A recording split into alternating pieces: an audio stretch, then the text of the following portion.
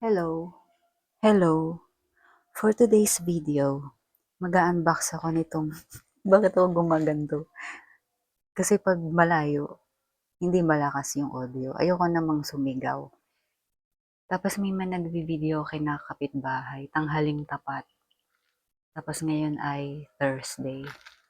Pero mag-unbox lang ako nitong binili ko na camera para sa laptop. Kasi yung camera ng laptop, yung built-in ng camera ng laptop, 720 pixels lang. Ito pwedeng 1080 or 2K. So, mas malinaw yung resolution niya. Para sa online teaching, sana mas malinaw yung itsura ko dun sa video sa kabilang side. So, kaya bumila ako ng ex, anong tawag dito? External na video. Kaya i-unbox ko na siya. Tapos, isa nga pala sa mga goal ko sa buhay ay mag, mag-upload ng video sa YouTube. Hindi naman sa nangangarap ako na maging sikat na content creator, pero wala lang, gusto ko lang i-document yung mga ginagawa ko sa life. So, isa yon sa mga way para maging maganda. Ito pala dito, pinakita ito. Ito lang siya, malit lang yung packaging niya. Ayun, gusto ko mag-upload ng 100 videos gamit tong cellphone na to. Infinix 30. Binili ko kasi talaga siya kasi siya yung may mataas na quality ng video, 4K. Para pag nasa labas-labas kami, video ko, maganda yung quality ng video. Tsaka gusto ko yung mag-aral ng video editing for side hustle in the future. Kasi gusto ko ayoko nang mag-work sa corporate. Ang plan ko sa life ko, hanggang 50, max na yung 50 years old ako na mag-work sa corpo kasi nakakapagod na talaga siya. Pero ang topic ko talaga dapat unboxing itong camera na binili ko. Hindi, kasama na din yung life ko, syempre. Wala naman siguro yung manonood nito. Ako lang din naman nanonood ng mga video ko. Kakailang video na nga ako sa YouTube, puro laging 2 views lang. Tapos ako pa yun lagi kasi pinapanood ko din. Eto, ano bang brand to? Teka ha. Alam ko anong brand to. Tingnan natin. Ayan, ganito lang siya. Maliit lang yung box. Tapos ito,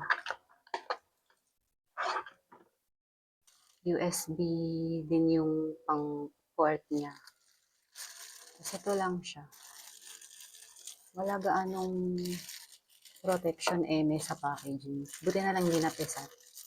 Minsan kasi pag nag-order ka, tapos pag dinideliver, pisat-pisat yung box.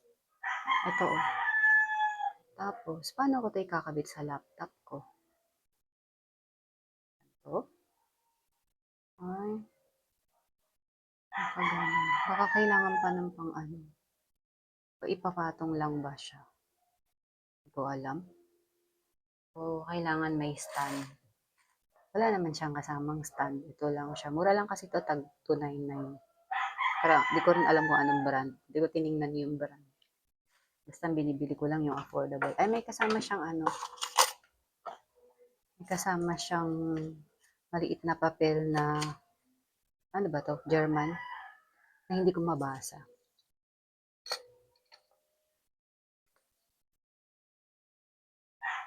Hindi mabasa. German nga. Aletung zur Wanderdung der Webcam. Pero made in China siya. Full HD webcam. Walang brand eh. Hindi siya nagpakilala kung anong brand.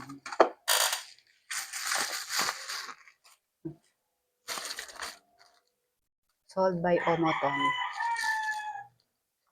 Wala siyang brand. Siguro nandun sa Lazada. Titingnan ko na lang. Mamaya, pakita ko sa inyo kung anong itsura niya dun sa laptop ko, ha? Bye. See you later. Hi. Ayan. Na-set up ko na yung camera sa Teams tsaka sa Zoom. Um, medyo nahirapan lang akong ikabit. Pero okay naman siya to. Kita nyo ba? Sa Google Meet yan. Tapos ang kinos ko dun sa video, ito yung camera. Kita nyo tuloy yung bahay ko. Okay naman siya.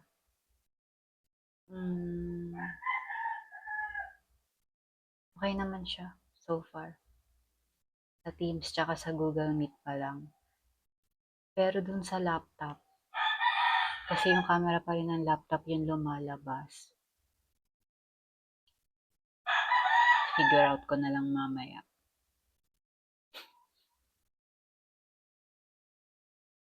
Yun lang.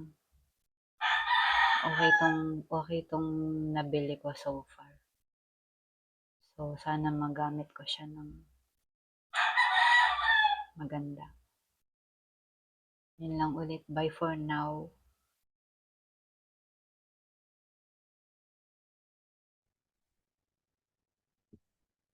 Hello, nagre-record lang ako ng video gamit yung external camera na nabili ko. Tapos, tinetesting ko din tong headset kung mabagsik yung noise cancelling feature niya. Ayan, may manok.